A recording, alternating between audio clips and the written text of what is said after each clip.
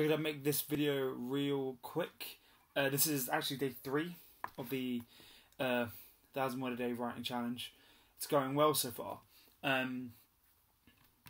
Last night I finished my 1,000 words a little bit late, around about just about at midnight. And then today I wasn't feeling too well, stayed home from work and managed to get the workout sorted out in the morning.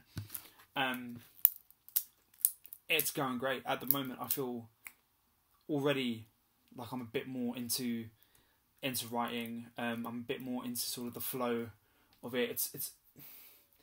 It's already different from when, say, in previous times when I'd set aside an hour in the morning and I'd say, okay, I'm going to write for this hour. The hour would always be strict, but I would sometimes, get a little bit lost in that hour, sort of procrastinate a little bit. And the hour will be up and I'll be like, oh, okay, no more time to do this. Got to go to work. Got to shower. So yeah, pushing for 1,000 words a day, knowing that you have that limit over your head, because you are writing so much. Even because you are writing so much, it just gets you into that flow of writing. What I was going to say is, even if this is something which I've sort of learned while I've been writing before, that even if you were writing gibberish, editing comes later. So get your words out now. Get the 80,000 words or however much you need done, and then revisit it. That's something. So I went to Warwick University, which has a pretty good creative writing course. At the time I went, it was the best in the country, in the UK. And these were just some tips that we picked up from the authors and the writers that taught us while I was there. And editing is a very sort of separate process, and it can really drag your writing down. So if you're trying to write a certain amount of words a day and you're constantly going back and re-editing a sentence or re-editing a paragraph, and then you'll spend 3 hours on it and you'll go back and you've only written, say, 200 words, that can be disheartening. That can be enough to put you off writing, because you'll spend, say, 3 weeks, a month working on a novel and have only put on 1,000 words, and then you look at the 80,000 left and you look at the 79,000 left and you're just like, how am I going to get through this? So for me, editing is a very separate process. That's another skill, actually. That's what I want to talk about today, is how to overcome writer's block, which is something that a lot of writers go through. I apologise for my hairy ass chest. And the blanket in the background, broken my window cover, so student option, even though I recently got into work. So yeah, that's one of the things I want to talk about, is how to deal with writer's block. One of the techniques that we were taught, which I find really helpful, is just to write your way out of it. Just continually write to yourself, like, say, 5 minutes, and your keys do not leave the keyboard. You do not stop typing. Even if you're writing gibberish, even if you're just writing no over and over and over and over and over again, it helps.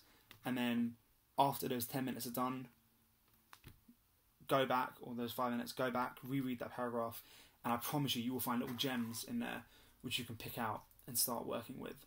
Another really corny exercise to help you out is, if you give yourself something to write about, say, if you take an object or you take a small sort of story, get a pen, notepad, put your pen down on the page, and it's not allowed to leave the page or stop moving for 5 minutes. Even if you're scribbling as you write, it's not allowed to leave the page. And I promise you, if you are stuck, do that for 5 minutes and you will come out with something that you can work with. The only way to get through writer's block is to write through it, unfortunately. I've been there so many times where, I feel like what I'm writing is crap. And I've been struggling to sort of justify why I'm writing if I feel like it's rubbish. It's a process that you need to get through. You're not going to be inspired every single day that you're writing, so you need to learn techniques to combat that, unfortunately. Another skill to get past writer's block is if you have a page and a pen, and you write continuously, keeping your pen on the page while also counting back from 100. So 100, 99, 98, 97.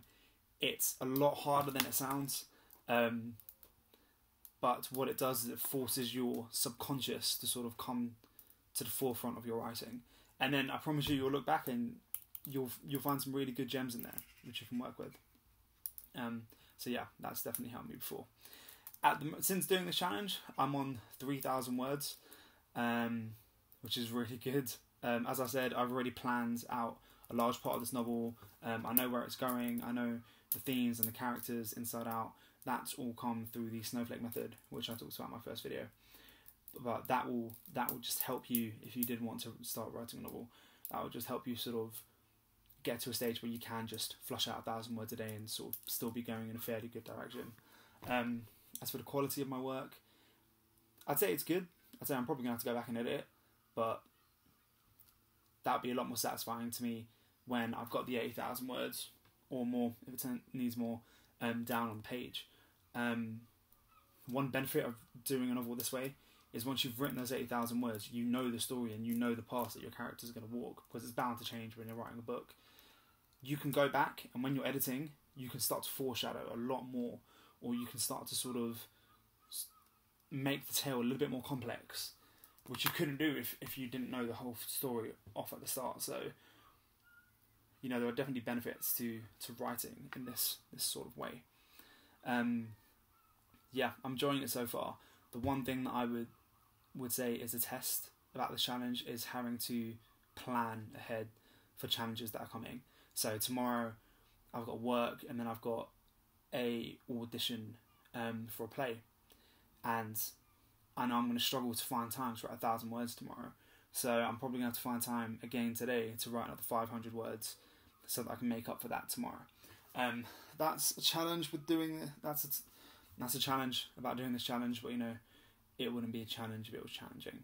So yeah, what this does force you to do is plan sort of ahead. If you are going to commit to this 1,000 word a day challenge, you are going to have to sort of manage your time a little bit. But I'm enjoying it so far. 3,000 words since I started. More to come. I'm very excited.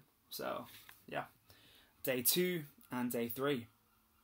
Day 3 is done. So I'll see you on day 4.